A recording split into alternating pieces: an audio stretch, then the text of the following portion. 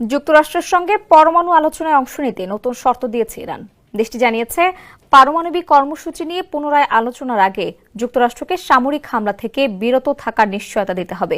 11 জুলাই তাসনিম নিউজের এক প্রতিবেদনে তথ্য জানানো হয়েছে। ইরানের পররাষ্ট্রমন্ত্রী আব্বাস আরাকচি এ শর্তের কথা জানিয়েছেন।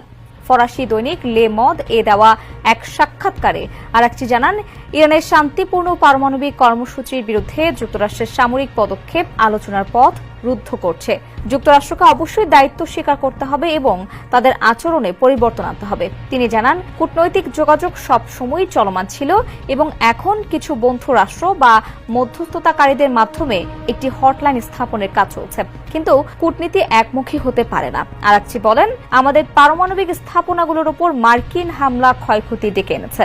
এসব ক্ষতির পরিমাণ নির্ধারণের পর আমরা ক্ষতিপূরণ দাবি করার অধিকার রাখি। তিনি জোর দিয়ে বলেন, ইরানের পারমাণবিক কর্মসূচি আন্তর্জাতিক পরমাণু শক্তি সংস্থার পর্যবেক্ষণে পরিচালিত হয়। এতে এখন পর্যন্ত কোনো সামরিক কার্যকলাপের প্রমাণ পাওয়া যায়নি। এটি শুধু স্থাপনার বিষয় নয়, বরং একটি জাতির অদম্য ইচ্ছাশক্তির বহিঃপ্রকাশ।